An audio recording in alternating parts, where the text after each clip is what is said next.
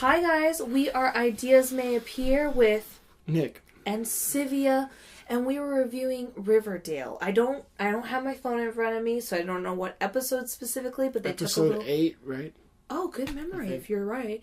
But a few weeks were taken off. We're back, and I gotta tell you, would you like to join me in a bit of a... For the episode? Mm-hmm. Yeah. I have to... I mean, I wish I didn't feel so upset after these episodes. But the thing I is... like them so much. I really do. But, like, I feel upset. Wait, I'm just going to turn this mic a little bit. Sorry. Okay, there you go. All is good. I didn't hit anything. Okay, go. Like I said, I just feel upset. I have to say... But it's great. It's great writing. They came back with a bang. Something I appreciate, I know they already got approved for a second season, but just claps to the writers. They do such a good job. I think they're really, really, really talented. Pardon me, with both plot line and just general. I think they're really. I was worried they would ride on the idea of Jason Blossom's death and what that means, but they're really adding a lot of elements in between, which I greatly appreciate, and I'm just applaud them so much for doing that. But, I don't remember the point I'm going to make. It's okay. I think I made the main point of just that. Right. Anyways, I was just going to say, this is what I was going to say, that for that episode coming back, I appreciate that they don't, I find a lot of shows in general can sometimes take audiences for granted. And this is including anybody, including anywhere from YouTubers to great shows to be fair, to movies. All this was recorded before they knew it was going to be popular. But hear me out. They do not feel that they are better than you. No. They want to give you the best.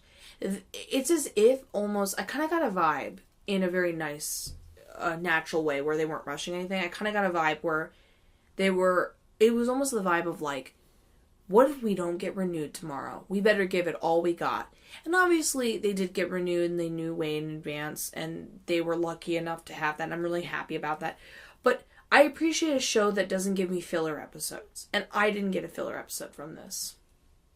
No way. And normally, like, when you think about it, if it's a 13-episode season, episode 5, 6, 7, 8, and 9 are going to be fillers. But I don't see it. Especially how they set up episode 9. Episode 9 is going to be great, too. They set it up. Yeah. They set it up. They set everything. Ugh. So, let's start off with the main point of, I would definitely define this. I think you said it perfect. You actually said it, and I had to laugh because I was like, yes. Let's define this episode as, what the fuck, white people? White people are dumb as shit. White people are dumb as shit. And I don't mean to be racist against my own race, but the whole, like, let's invite everybody for a baby shower and all come together. You think... And I think that my dad's ex-best friend who's in a gang probably did something to my dad, so I'm going to go over in my Riverdale jacket and shake things. Those are all stupid white people things. I was going to say that... They really are. It's funny because I've met these people, but you think after and I've met these people, you think after everything someone has been through that's that dramatic, they would have learned their lesson to be a little cautious with people. But there's still this vibe of the everyday, kind of upper middle class lifestyle person. No hate to those people, but I'm just saying, like, that type of vibe of, like, nothing's wrong, nothing could ever be wrong. I don't understand what you're talking about. It's like the lack of acknowledging kind of where you are, what the situation is. So let's get to the point. So if anyone is listening to this and they haven't seen the episode, because just as a personal viewer, I love listening to reviews and breakdowns of movies and TV shows I don't even watch. I used to watch, I think it was SourceFed Nerd, talk about like Arrow and iZombie before I even ever got into iZombie. And I loved listening to the breakdowns way more than I even watched the show. Now, eventually I did get into iZombie, but that's a personal matter. Anyways, so That's a personal matter. That's a personal matter. We should totally talk about that. That's going to premiere soon. Do you want to watch that with me? It might be kind of anxiety oriented, so I respect if you don't want to watch it with me, but... More than this? It ended with iZombie's great, but, like, I don't know, something about it, because it has to do with zombies. It's just not real to me. It's great. I wish I was in your boat. And the characters are real to me. But this Riverdale is like some small town. Like, it's a little too close to home mentally. I mean, it's not that close to home because it's still very comic booky and like, I mean, like if Archie wait, can we get to the point of what I was originally going to say? I'm so sorry to cut you off. I apologize. We're very animated. You can get into that in just a second. Okay. So we start off with the idea that Polly is, she's at the Hermione and Betty's house.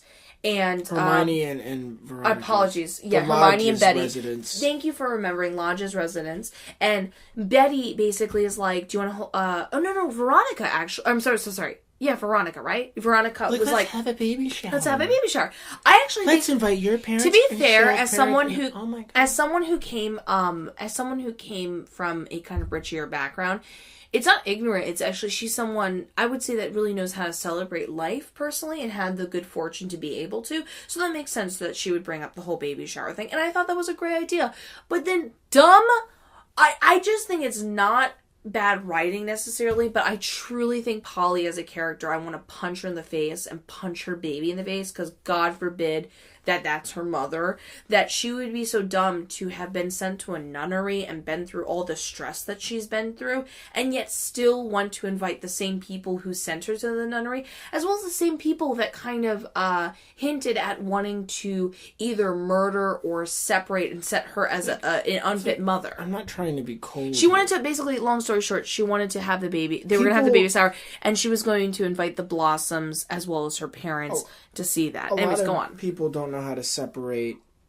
They associate making a decision like, hey, my mom cannot be in my life right now and she cannot come to this event, with holding on to anger. Now, in a lot of situations, if it's just over some sort of argument you may have had or a series of arguments, you might be holding on to some anger. That might be unhealthy. You might really want that relationship to work. So yes, let go of it. But in other situations, if your parents have proven themselves to be dangerous for your well-being, it's not holding on to anger when you don't invite them to stuff. It's being not an idiot. Can I say something? And I know you're in agreement with me. I'm really tired, and this is just... well, that's your mom. Well, what if your mom is a murderer? Yeah. That's a thing. Some people murder. Hold on, let me make my point. Let me make my point. I was going to say that this is something you and I both share, that we feel that it doesn't matter if someone's related to you. If they are dangerous, just take it for what it is. They are dangerous. Or they are not helpful in some way. Yeah. And I understand if someone's related to you, it's easy to go, well, that's different if you had a deeper relationship with them. I think then if you removed the fact that they are related to you, it would stand up that, well, they were this way. You had this sort of connection. Even if they've just made a lot of mistakes. If they're not harmful, then they're not harmful. Then you can have a conversation. Can we be fair? As I get older and older, and I have more and more... Now, I personally haven't been in this predicament, but from TV shows or even friends telling me, as I get older and older, I've heard certain circumstances come into question that as I get older and older, I'm like, you know what? They were making the best decision they could. And it's not aggressive, and it's not harmful to their life, but they were trying to make the best decision they could, and at the time they felt that was. Okay, so we got a little distracted there. I had to take care of a few things. Okay. So they go to the baby, or she wants them to come to the baby shower because, the devil has possessed her. And her mom does show up, and she's very teary-eyed and kind of remorseful, but you and I don't for a freaking second believe it.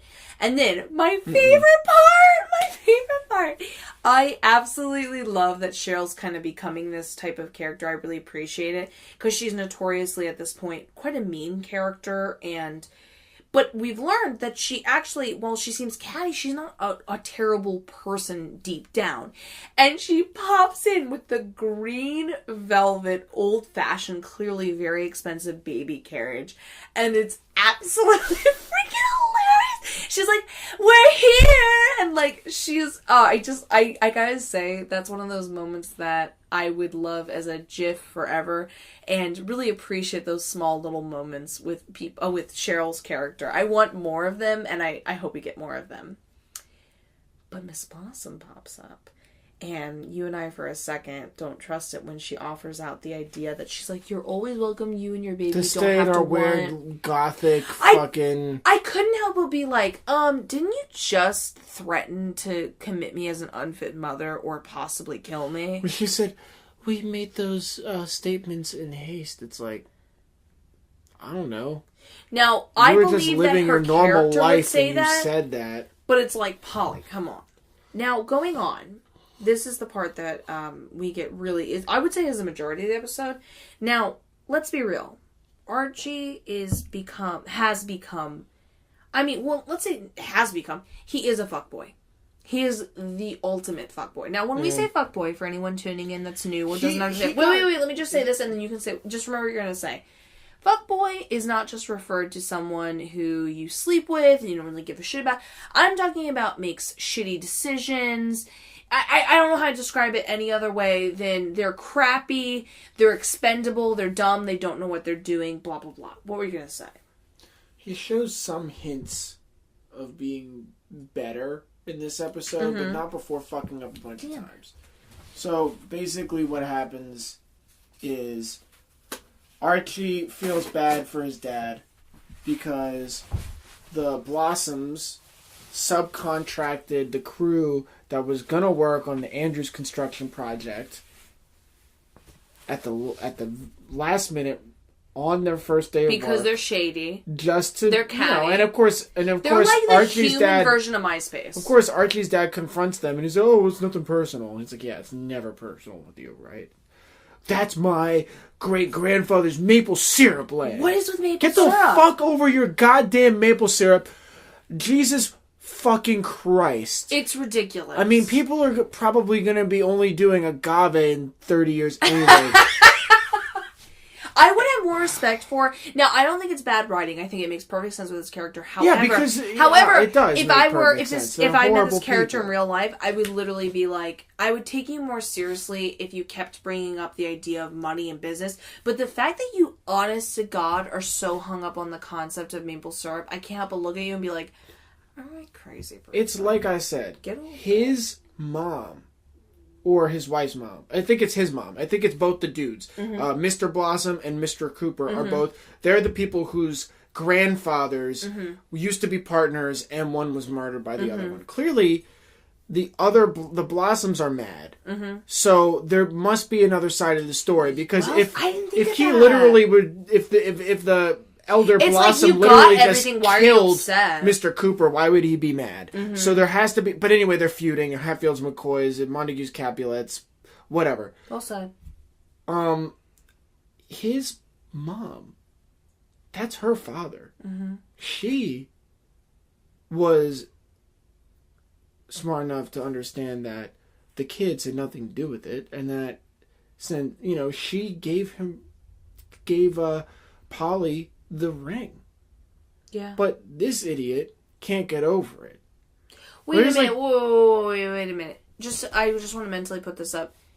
Isn't it their great-grandfather? So if she gave the ring, her father would have killed... Okay, I just want to make sure. Yes, it would have been her dad. Yeah. That's pretty close. If she could bury the hatchet, why can't her kid? And also, it's not that you need to get over the fact that your grandfather was murdered or something happened, because whatever. But it's like, that the great-grandchild of this person has nothing to do with it. Yeah. You do realize that. Yeah. But anyway, yeah. So he goes over and he goes to the Blossoms, and the Blossoms sort of admit to nothing, but then they kind of do, and it's like, what are you going to do about it? Literally, they're just kind of like, we'll take everything you have. We'll just sue the shit out of you if you do anything to us. Which is really... Which, by the way, and I just want to make this point. Yeah, I said this to you when we were watching it. You have to be, like, deeply something wrong with you, because there's nothing wrong with being, like, a very wealthy person that decides to live in a beautiful small town, and therefore your money goes even farther. I, like, totally get that. But they clearly, the way they're spending their money... To be a financial bully like that. They are going out of their way to choose to live in a smaller place and be the only rich person to the point that they, it's like a business move, and quite aggressive and quite shallow, and more importantly, most, like, psychotic. It's psychotic. It is. I was, like, watching this, and I was really, like, mentally taking that concept in, and I was, like, watching this part, and I was like, wow, you have all this money. Like, I mean, man, if you wanted to move to LA or New York, crew, like, you really could go. That, like, the lodges left. Yeah. And then they had to come back because, you know, the husband went to jail, but whatever. Oh, it's raining. It is. Yeah. Last time we did a podcast about the Love Witch, it iced the next day. Oh my god! Wow. Well, yeah. Our podcast snowed and is quite effective to the weather. That's what I'm It all means something. So wait. But anyway, what I was gonna say is that crew though, that took the job for the Blossoms, they're gonna get fucked. Yeah. It might not be written, but if this series happened in real life, it's just bad karma. It's just like people who make decisions like that. Well, I know we agreed to do this for you, and you're a really honest guy that we know we can depend on. You know you can depend on us, but we're just gonna fuck you over, and because you know we were promised something better. Pardon me. He makes it sound like, I'm just a normal guy. They're gonna get fucked. They're gonna get fucked. The Blossoms are gonna. Because what a lot of people don't know I hope they get fucked, because let's be real, what's his name was going to give him work forever. Construction crews don't have any protection when it comes to people not paying. The Blossoms are just not going to pay. Yeah. I know it. In real life they wouldn't pay. Yeah. So like file an insurance claim. good for you guys for taking that deal. You're going to get fucked. I hope. But anyway, so Archie pulls through and brings his friends to work on the thing, and then some white meth head hood rats show up and start breaking shit, and Moose goes over and says, "Hey guys, what's going on here?" And which, by the way, can I say wait, let me say this. Jughead decided in between the break to work out, and that's how I know he definitely, like, you know how you said they pre-recorded it? I don't think they did. I think they did take a break and then did come back. No way. Because they don't fucking film things that fast. Please say my fucking point. Yes, can I say of course. It? Yes. He looks like he'd been working out for 6 weeks. So I think they recorded it 2 months in advance. And then when they were taking What Is the Break to Us, that's when they were actually pre-recording like 2 or 3 episodes. But there might have been a break between a good 5 weeks. I hear you. Because his muscles were not... This is so creepy. His muscles were not of muscles of many, many months, but muscles of a couple good weeks of good powerlifting and a good diet. But I have to say, and this is the part that I was watching a bunch of interviews with Cole Sprouse, which, by the way, I was watching interviews with him. He seems like a pretty... I never thought he was an asshole or anything, but, like, just go... if you're listening to this podcast, go check out some interviews by him. He seems like a pretty nice, pretty level-headed guy, and him and his brother are so funny and well-natured with their humor, making fun of themselves. I think it's really worth checking out. But he originally was going to read for Archie.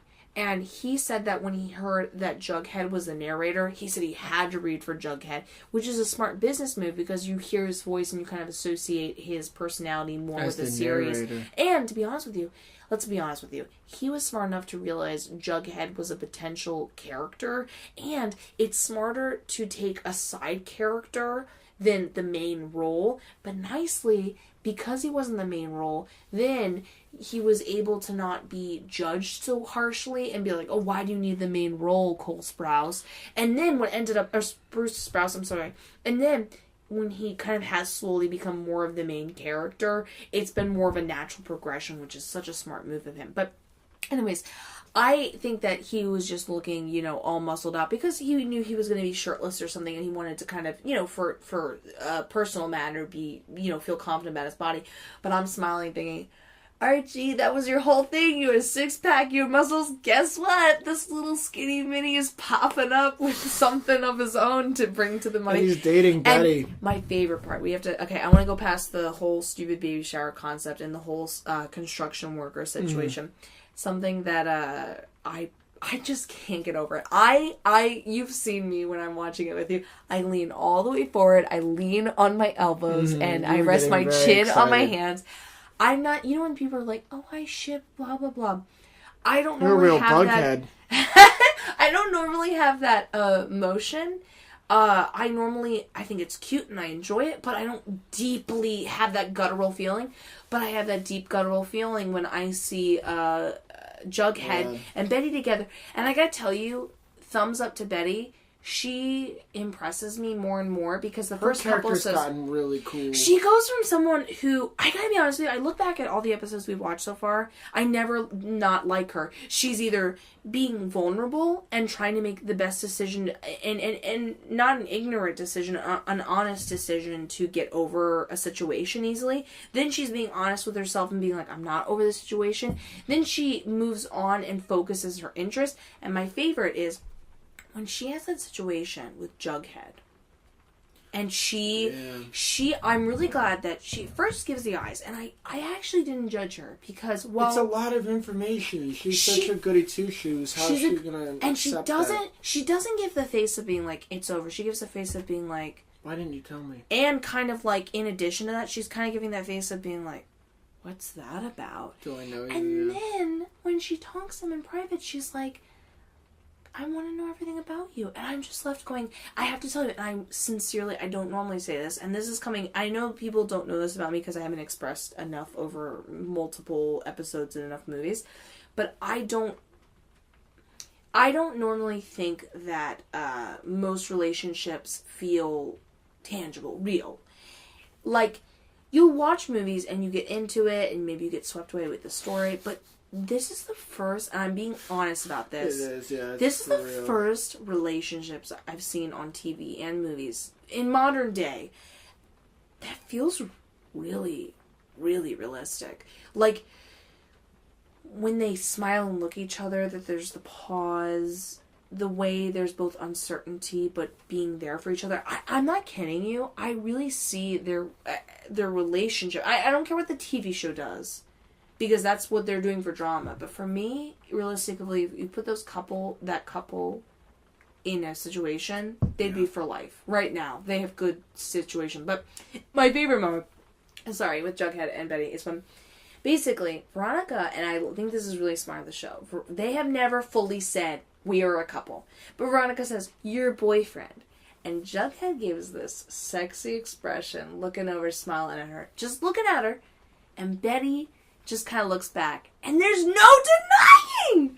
There's no denying. I think that's a really smart move that none of them ever say, will you be my girlfriend, will you be my boyfriend, and it's just left, because, let's be honest, let's think about us and our situation. I know that we eventually came into a cute situation where we admitted when we were girlfriend and boyfriend, but if we were in that situation, that's kind of realistically how it begins. When you really connect with someone, it isn't just black and white, like, will you be my girlfriend or boyfriend?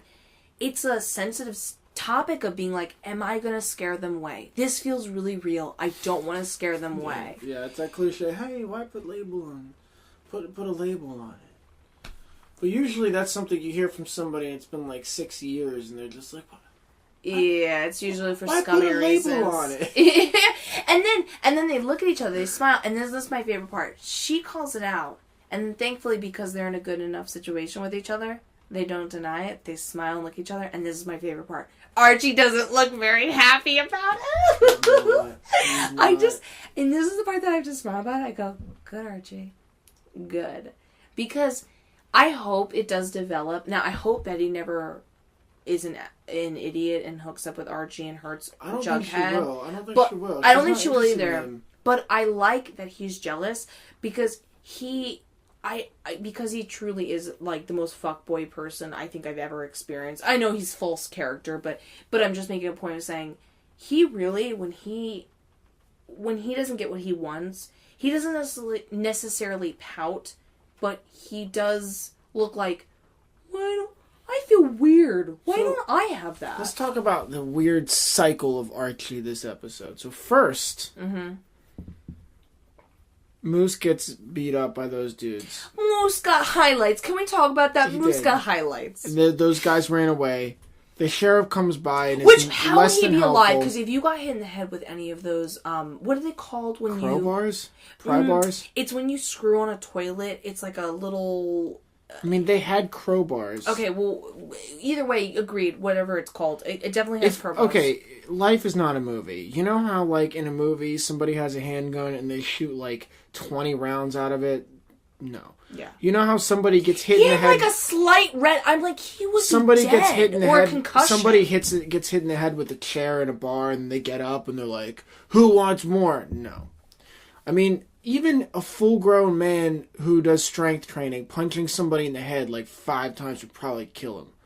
It's a goddamn show. He got hit in the head by a crowbar in TV land. He's still alive and he's okay. In real life, I don't think so. Yeah. But anyway, it's TV world. It's CW. Yeah, so Moose gets beat up and Archie immediately thinks it's the Serpents. And of course, Jughead doesn't want to think it's the Serpents. His dad's a serpent, but he doesn't want anybody to know. Nobody knows.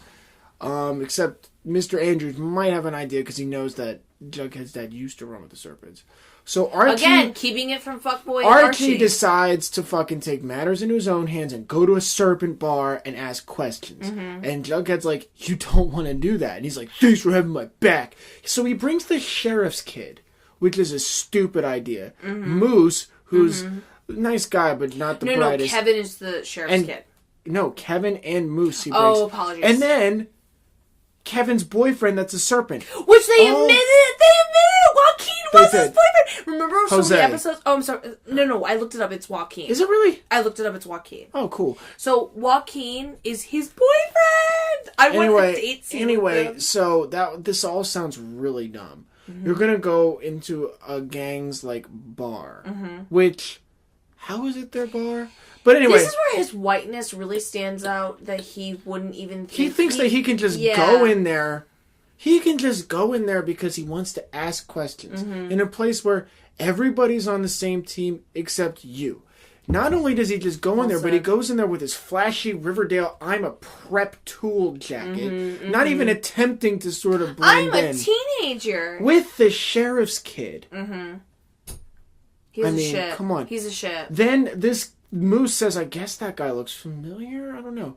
Archie taps him on the shoulder and says, hey, you think it's cool to beat up teenagers? And of course the guy's defensive. He's like... Which comes off very as a bully. If you're going to investigate, ask questions. Yeah. The guy's defensive because he's like, this isn't the first time somebody like you is coming here to try to start shit. Do you really want to do this? And Archie's like, yeah! And of course this little dude picks him up, throws him up.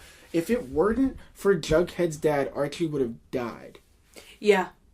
And can I just say, Jughead's dad, I really appreciate that kind of moment where I'll summarize this very quickly. This is stupid, He basically says, listen, I'm drunk, but I have work here. I can make some money here. It's not right, but it's what I do. But I'm at my heart, when it comes to certain core principles, I'm still pretty righteous in certain ways. He's not going to let... he even lets Hermione know that the whole construction thing with Moose basically wasn't the serpent. Was actually her husband sniffing out, which I think the second season they're definitely going to bring her husband, which I think might kill the season, because I don't give a fuck about her abusive relationship and how shitty he is. He's a whiny bitch, and I hope he stays away for quite some time before I think as soon as he pops up, it's going to ruin the TV show, personally. I like him being kind of mysterious and not a person. Yeah. But he kind of snuffed wind. Part of me thinks that's weird of your husband to ask these random people to go beat up the workers, but not Andrew. That's weird to me. Why wouldn't you have him just go beat up Andrew? They're not going to beat up the workers. They're going to sabotage the job. I'm making the point of saying, why wouldn't you just go beat up the person that's hooking up with your wife? I guess you could do that, but then it's... Babe, if I was hooking up with someone, wouldn't you want to go attack the guy that's hooking up with me, not the freaking job that he's doing? Not if I were already a convicted felon in prison. Just think realistically, emotionally. Yeah, of course emotionally, but not strategically, you want to go there at night, which is what they did, when no one was there, which is what they thought, to sabotage the project, and so it's left up in the air like nobody knows who did it or why. But Moose was there. You know, to be that's fair, why they beat up Moose. That would be a decision of someone who's 40 who doesn't actually give a shit about the marriage anymore. No, cares about. He cares about his investment, and his pride is hurt that his wife signed away his investment without him knowing. He's feel less that older, upset. Patient baby, he's probably getting prison decisions. Ass. He doesn't care. I wish. Anyway, what I'm saying is, so then Archie takes it out on Jughead. Why didn't you tell me your dad was a serpent at the baby shower? Wait, back it up. Let's make it clear. When they're at the baby shower with Betty and Polly, and Jughead's there, they even kiss. Oh! And he's being a really cute, goofy boyfriend. Her being like, "This isn't normally your scene." He's like, "What do you mean?" It's very sweet, and it's truly a cute, goofy moment, and I love it.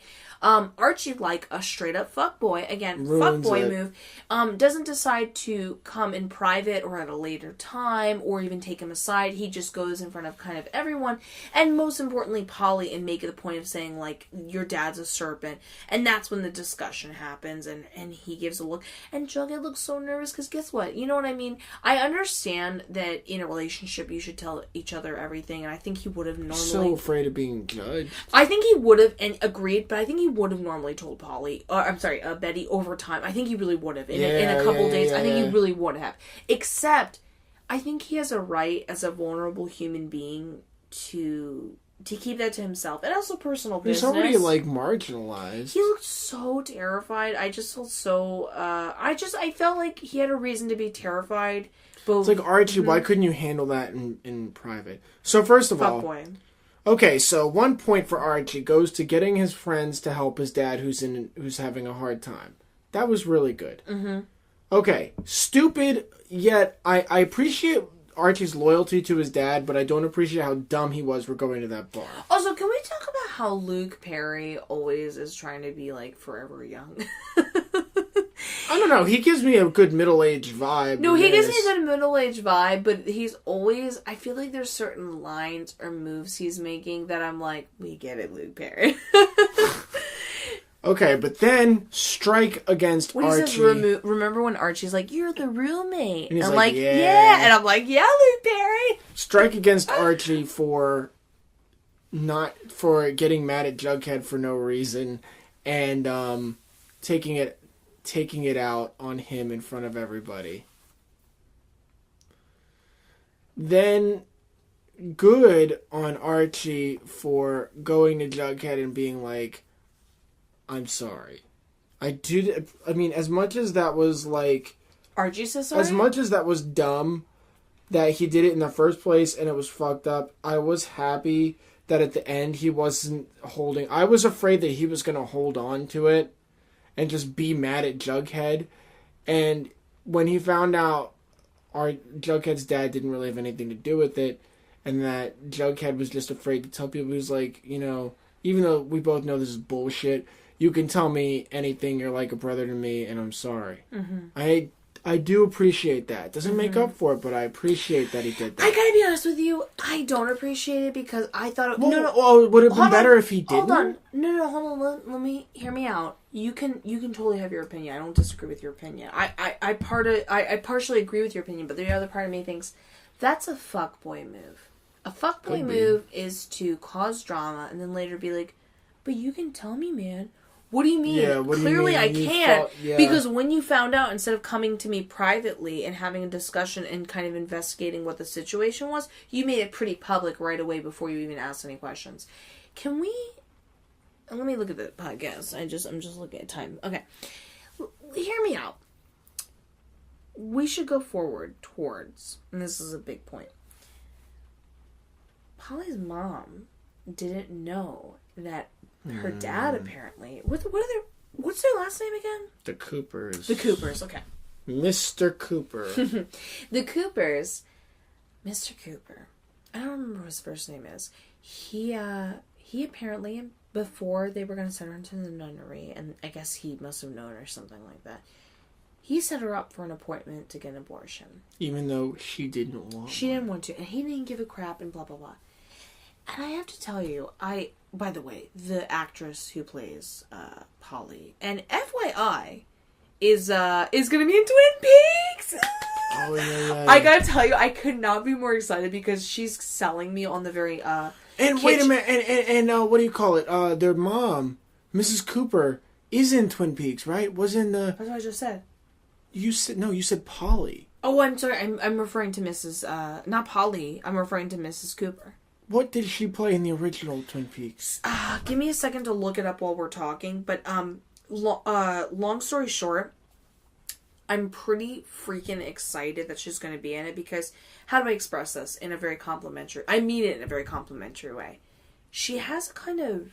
When she needs to play kitschy, she does it... I feel it. I feel the dramatization of it, even though it's supposed to be a little bit corny. Which is kind of what Twin Peaks is. But it's meant... Twin Peaks is like a mixture between being a little bit corny, but kind of actually being really good acting. But it's meant to be that kind of balance between the two. Twin Peaks is also supposed to be kind of like hyper real in a way. Mm-hmm. And like so surreal. Yeah. So anyways, long story short is when she does it, she does a great job. This is the one moment. Now, she's been a successful bitch, honestly. Mrs. Cooper has been a great A-class asshole.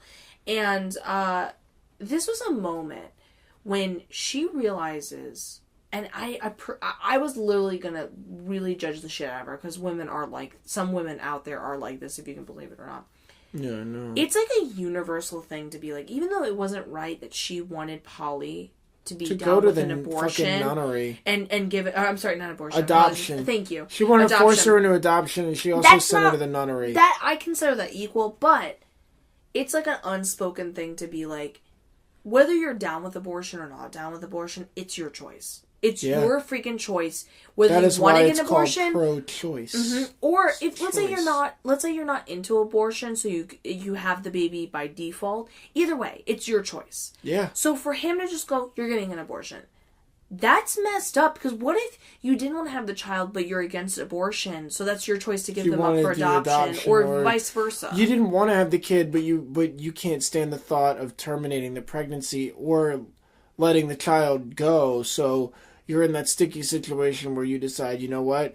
I don't really want this. This wasn't my plan, but the only option I have is to keep She's it. motherfucking Shelley! Who is Shelley again? Holy crap! Sorry, I'm looking at the IMDb. Who was Shelley? Hold on. Shelley was the young waitress that was with Bobby. Oh my god! Wow, her face shape has changed.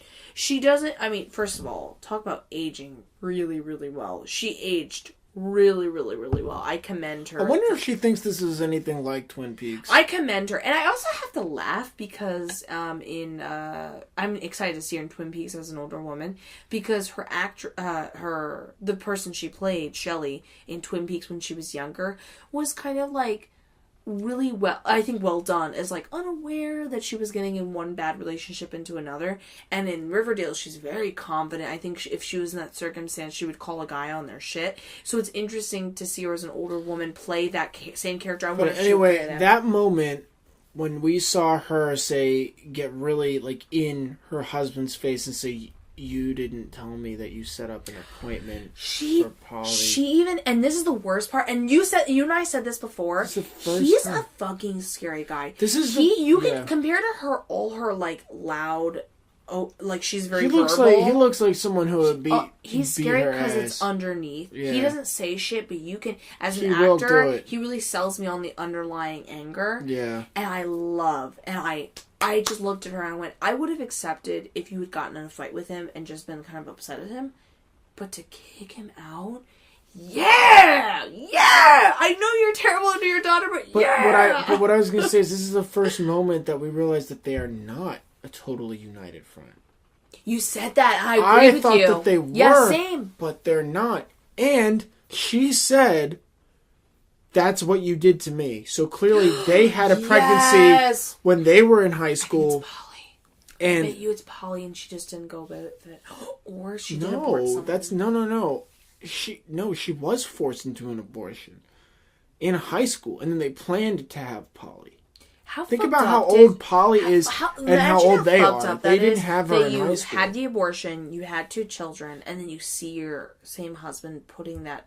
to your daughter. No wonder she asked him to leave. No wonder. Now, this is the part where now I'm like and upset with Polly.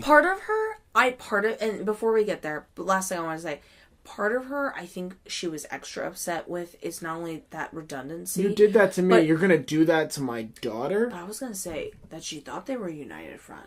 Mm-hmm. Anyways, Polly is a dumb white chick. I've never experienced whiteness more than in this character. And obviously we're not hating on white people as both a racism thing as well as we are white.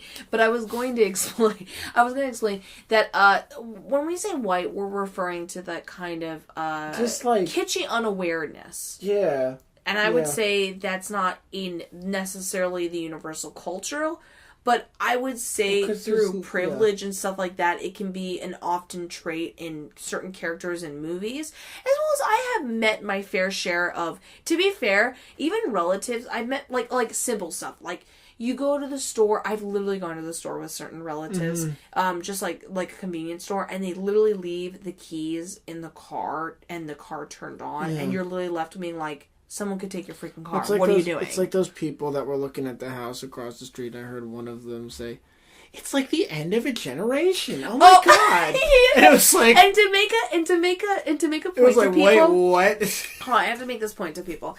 The people that were that are across the way from us are black, but and that's obviously cool. But besides that. This is actually really a cool historical fact, but also very sad.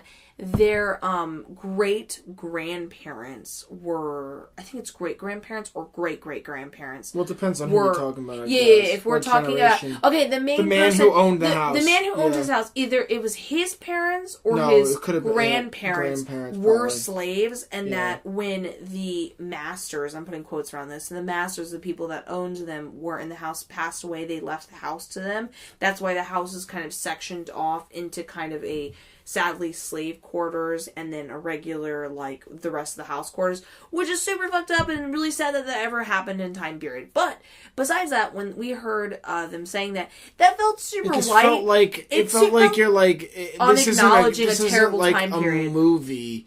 This isn't cute. This was a sad thing that happened in someone's life.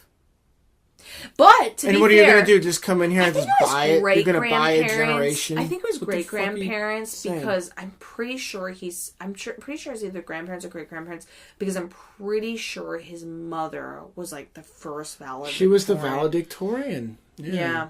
But anyways, they didn't give her the valedictorian thing she was black. When she got it, when she earned it. Fucked up. But they gave it to her later and were like, sorry, we were racist. I'm gonna get really emotional about that because like it's so fucked up. Because it was both because she was a woman and she was black. It was kind of like she was both the first woman in black.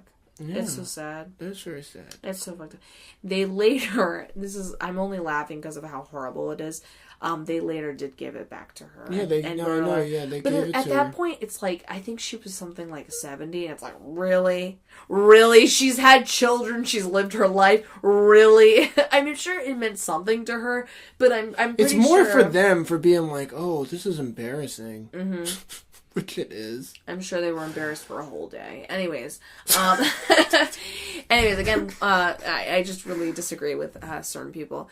But what I was going to say was... Anyway, Polly goes... Okay, so... What is her name? I'm not saying that Polly had to go back to... So her mom... Just your name... No, her name is Alice Cooper as a character. Okay, so Alice kicked her husband out of the house. Like a badass. Now, to me, that makes a statement. Polly, the person who was going to make you have an abortion, is... Gone. Now, I can understand her not wanting to go back there and still not trusting her mom. Mm-hmm. I could also understand her. But why did she go to the motherfucking what's their last name? Blossoms. The Blossoms. That is really dumb because so the Blossoms have not done anything she even to says prove to you Jason that they can would be trust alive you. like, to both of them. She says if Jason would have been alive if it weren't for you. I literally... Now, listen. Part of me thinks, of course, they're just continuing the story. It's a little bit of shitty writing, a little bit of drama writing. I get that. But part of me looks at Polly, and part of me thinks it's good writing. Because of all fronts, Polly is an idiot. And every choice she's made, she's a dummy. And I just look at her and I think... Girl, you escaped a nunnery, you were in love with someone, you went through hell and back, and you're gonna go to the same people. She's even like this is the best for my baby. Like I said, she should have stayed at the lodges, and at some point, just I know this is like easier said than done, but it's somewhat possible. The lodges seemed really cool. She probably at some point after having the baby could have worked out a thing where she could have gotten some sort of job part-time and paid them rent and just live there indefinitely. I mean, I really think that would have been possible and that would have been safe. She could have worked at Pops. If Pops is hiring, I don't know. Pops is always hiring. I don't think Pops...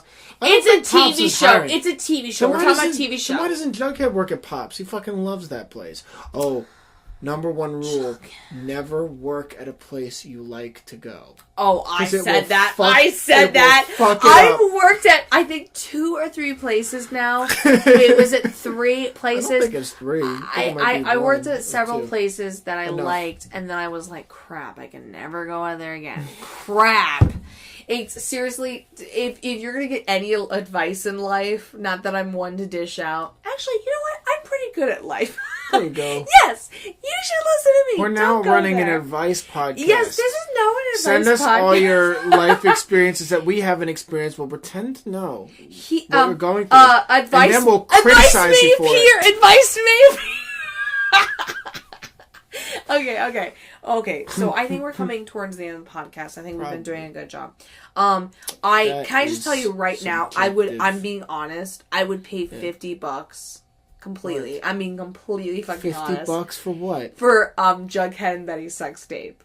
I would watch it. I don't want to see I want to see it. I want to see all the action. I want to see all the pensive looks to each other. I want to see all the scooping of the lower backs. I would watch it in a heartbeat. I ship them so hard. Like I said, I've never shipped, but I think I'm shipping harder than your average person. I thought that you were shipping pretty hard for Captain Barnes. Oh no, I would pay $150 for I think it's called, what's it called? Buffy? I like Captain. What's it called? I like Captain Barnes. That's pretty good. No, but what's the other name? I think I'm the only one that says that.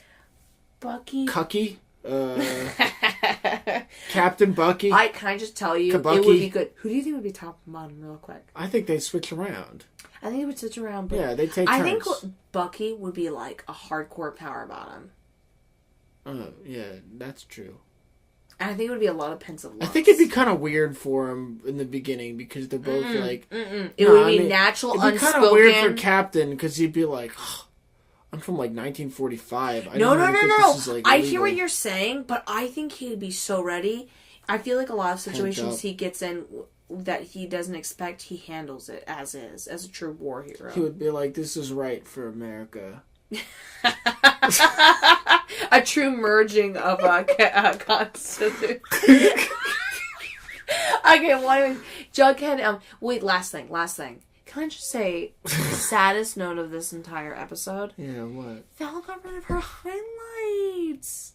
Val got rid of her highlights. Why was... Okay, so I'm a little annoyed that Val was only in the episode for 30 seconds. I'm super fucking annoyed. And then it's not really cleared if they're together or not. And this is the part that pisses me off most of all. Which I do appreciate that when they are doing relationships, instead of it making it a big deal, they let it be like when they address that Joaquin and I think his name's Kevin, right? The sheriff's son. When they never... Like, for a couple episodes, it disappears, but then they're like, that's your boyfriend. Yeah. But then, like, they just kind of mention it. I actually like that kind of slice of life moments. Cool. But I'm really... We don't know if Val and him are together. You know how I know they're not together, or at least as actors they're not together? When, at one point, they're all sitting together talking, and Val's there, and he turns... He fucking shoulders her hair. Her beautiful, natural hair. You do not do that to a black woman's hair. I'm just saying that. I apologize if I'm tuffling any feathers, but you respect the hair. You respect the hair. You respect how beautiful it is. You respect how much work was put into it. And I'm really sad she doesn't have any highlights in it. I don't mind it not highlights because she's such a gorgeous girl. I'm just. I have a true crush on her, honestly. I know. Look at you looking sideways. You're like, no. I'm not upset about it at all. But like I'm pretty sad. Both as a character and as an actress, she didn't get more roles. Here's my thing, like, in this episode, it was literally just her in his room, and he's pacing, and he's like, which should be like saying everything about he's doing that typical like, I'm a tough guy that doesn't talk about my feelings, by basically talking about his feelings, but just being vague enough so that it doesn't seem like he's talking about his feelings, but it's way more annoying than if he actually were talking about his feelings because he's just getting more and more angry. Yeah. It's like I don't need to share my emotions. I just need to pace around the room and get more angry because that's what men do. It's like, no, you're being a little bitch because you shouldn't be getting that angry. You should be talking about what's bothering you so you don't have to get that mad and just like drag it on for weeks. But anyway, so he's pacing around and she's just like, well, you have to talk about it. He's like, because Val is awesome and is trying to chill him out. And then it's done. So really, her only point of being in this episode was to be there for Archie. Like, if that were the case, I would have at least liked for her to have some lines. We don't even have an answer if they're together. Well, I'm gonna be upset if they casually mention that they're together and then he quickly leaves her and tries to get after Betty. Yeah. I'm just saying that if he tries to fucking kiss Betty and Betty reciprocates, I'm going to be upset. I can't look down on Betty because Betty is way too cool for me. She's not going to do that. I have to say, though, I like that they're shitting on Archie and giving the girls a greater standpoint. I do like that. I'm just saying, if they wanted... how did I just forget her name? Valerie. Yeah? If they wanted her to be in the episode, to be there for Archie, which I think is lame because she should have something else going on. They introduced a great character, and now we don't really get to see any of it, and we don't even really know enough about her. But they barely introduced it. So first of all, you kind of fucked up by making her only point to be there for Archie. But let's say that that's what it is. Okay, we only got 5 seconds of. Well, you need to talk about it. Like, her character could have said something really, like, profound in that moment. Mm-hmm. But we didn't even get that. Mm-hmm. It was like, it was weird. It was just like, here she is, now she's gone. So you don't do that with a good character. No. Like if you're going to give a good character for, like, 5 seconds, make it a great 5 seconds. Mm-hmm. It's like when Silent Bob speaks in all the movies that he's in. Mm-hmm. He only speaks one line, but it's perfect. Mm-hmm. Especially because I think the part that I am so infatuated with Val is she's quite a unique person, how she's able to give a lot of feeling when she expresses something. But I think it's really tough to be so empathetic and so emotionally enticed with like people and what they're saying, but then to be so chill about it. Like, it's hard to keep... She's really not responding to it. Like, she's level-headed, and she's able to be honest with you, flowy. It's almost not realistic, but for some reason it is real. She is a walking goddess. Okay. I am just so in crush. I'm like, I pray down to Val. I'm like, can we have a show about Val? And just Val just has encounters with anyone. Val and iZombie. She'd be great. I don't give a shit. I just love those two characters so much. If they were like roommates, even if nothing interesting happened between the two of them, I'd be down. Because what's her name? Really Liv would never eat Val. No. They both have 3 letters in their name. It could be something weird where like every episode is literally just the two of them talking about their day. I would be down. I would watch it. I hope they make, because that's where YouTube videos come in contact. I would watch it. Yeah. YouTube videos. Do it. But anyway, so we got a couple hints. Oh, yeah. Archie's going to start hooking up with Cheryl Blossom. And then, first of all, we don't know if he's with Val, so it's like, is that cheating? Okay, first of all, why would you go for Cheryl? Listen, I've liked Cheryl Blossom more.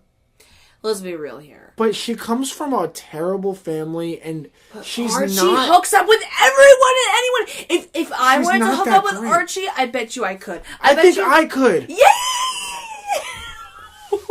I think if you literally just went like this and went, you just flexed a tiny bit. Archie, can you play some songs for me? No, babe. You play guitar and do, because you're really talented, and play your guitar and play really well. He's obviously impressed. Let him play guitar and then go, I'm really impressed. Then he'll be impressed that you're really impressed, and then lean in, pucker up. I guarantee you, if you held it up, he'd give it back. Because he's a fuck boy. He's so easily all you have to do to Archie is be like, hey, Archie, I like you. Okay, great. Now we're like, have this deep connection. But he doesn't say that. He doesn't have a deep connection. He just is kind of like, they tease that he's gonna start hooking up. Well, actually, we see them kiss. Great writing. I believe it. I believe Cheryl is either manipulative or the problem just with that empty is or alone. the problem with that is it's not. First of all, he's already like, we don't know if he's with Val or not, but the fact that he's gonna pursue Cheryl instead of her is just weird to me. It could be a dream sequence. Could be. So that's weird, but also we see him at a dinner table with her parents, and that's the thing that gets fucked up. Is like, okay, if you want to like her, that's one thing, that's fine, but like, you cannot be involved with her family. Wait, and also, we don't know how it all ties in, because right now Andrews is just in the middle, right? Andrews bought the land that the Blossoms want, so they're going to try to bleed him dry. And Andrews has the land that Mr. Lodge in prison didn't actually sign off on, so he's mad. So right now, all Andrews is just caught in the middle of things. But I bet that there's something deeper that makes both the Blossoms and the Coopers mad at the Andrews. I need to know because it feels, compared to the Coopers and the Blossoms, from day one, I felt it to be realer.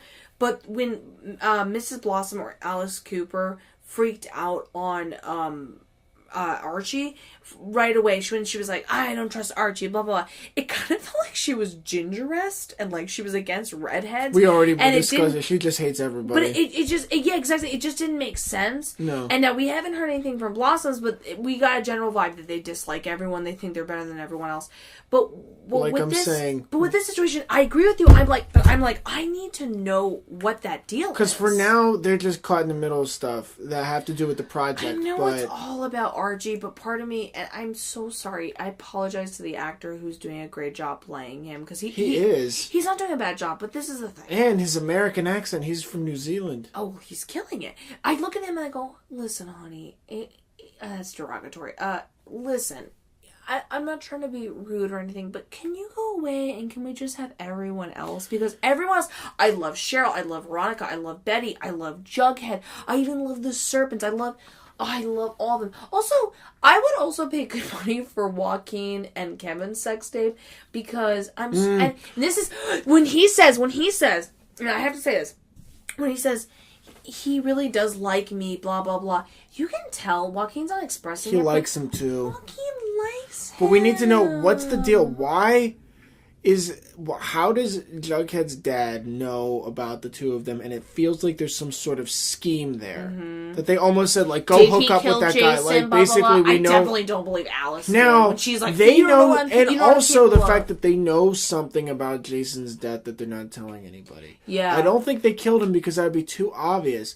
But I think there's like a light involvement of something else. All they said is, oh, he needed money, so we thought a clean-cut kid like him would be able to deal drugs, no problem. Which is like, are you kidding me? They better give me a date scene between Joaquin and Kevin before they mess it up, and like, because I'm not gonna care as much when Kevin finds out that Joaquin's been using him, because I'm gonna be like, sorry, I'm dealing with like a burpish. There we go. Every time we podcast, it's like, here it comes. They better give me a date or something so I can kind of give them more of a shit. Because plus, that makeout scene was like so hot. But when Joaquin and Kevin are together and he clearly cares about him, The thing is, I wish I could reach out on a personal note to Joaquin and be like, I just want you to know, first of all, that's great that you're out of the closet. And first of all, I hope he's gay and he's not like a straight or a bi thing that where he's like manipulating him in a weird way where he doesn't actually feel for him, but he knows he's gay. No, I think he is gay. I think that the snakes, or bi or whatever. I think that the snakes used their gay member and said, "We know that the sheriff, you're gay. We're gonna use we know you. The sheriff's kid's gay. You're also gay. But this is the thing. We're gonna make you do this." I want to say to Joaquin because I think he might have gone into it with obviously false allegations. Then he was kind of like, yeah, cool. I get a little quick fuck out of this. Then he was like, oh, I'm kind of into this kid. This is the part that heartbreaks me on Joaquin. I wish I could reach out to him as a character, and obviously in real life. I'd be like, Joaquin, you know what's really sad about this? First of all, small town, there's just not a lot of gay or openly gay members. You got to be aware of who you're going to be with, and if you want to be with them, and not to mess up the ones you really like. But more importantly, love in general, and just general someone, even if it's not love, it's just someone you connect with, like, don't mess it up. Don't mess it up. So it really heartbreaks me that there is the potential of Kevin finding out and them having a moment of Joaquin. But they better freaking include Joaquin and Kevin more for me to give more of a shit. My guess is that it's probably going to be one of those things where he's like, it's true. We started out because they asked me to be a part of this scheme and I was using you, but then it became What movie? I know there's a couple, but what movie can you think of that's like they use someone and they end up being real? The number one movie that I can think of right now off the top of my head, which is probably a very poor example, is that one with fucking Frankie Muniz and Hilary Duff from way back. Whoa, I didn't see that. And he was like a spy, but then he's like... I think you're reading Amanda But then I fell in love. No, fucking Hilary Duff. I haven't Frankie seen Muniz. that. It's probably not a very popular movie. It wasn't that good, but it's this concept. And I agree with you, but I think we've covered everything. Yeah. Well, I would definitely have to say I'm excited for the writing has been Riverdale really thing. great. I'm so excited to see what happens next. But I'm not gonna lie, I'm always. By the way, CW Supernatural has CW has Supernatural, iZombie, and Riverdale. Go them! I want to marry the CW at the moment. They just cause me so much anxiety. Can I say something though? And this is the last thing I want to say. I really appreciate something that they've done with all their shows, and this is where I think they're really finding their niche, especially with something like Riverdale.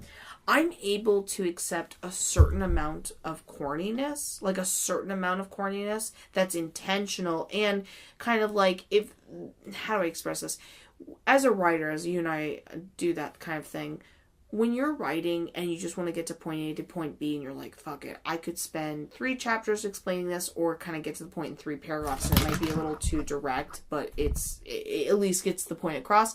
It can come off a little corny because it's a little too quick, but it works in something like Riverdale, especially, it's Archie. These things, including, Supernatural and iZombie, they're meant to be a little bit kitschy. They're meant to be, which is beautiful because these are great actors. All of them are pulling off the stops. Everyone on the show, director, and so on and so forth are giving it their all. But because, and this is a positive thing and I enjoy it so much, because there's enough kitschiness, I appreciate that it doesn't take 3 episodes to get to the point. I appreciate if they're trying to say something, it works. And I can accept it for being a little kitschy. And I just want to say... Thank God we're in this weird amalgamation. You know what I just thought about Archie as a character? Mm-hmm. Don't like him as a character. Yeah. Love the actor. However, gotta say, he is the glue.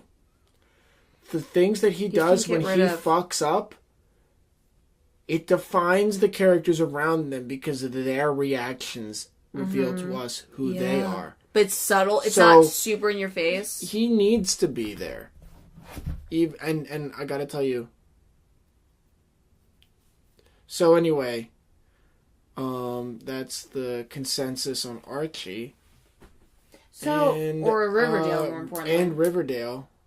We'll come back next week. We're gonna review the next episode. We're super excited to review the remaining another episodes. Podcast. I can't wait for Betty and Jughead's sex tape.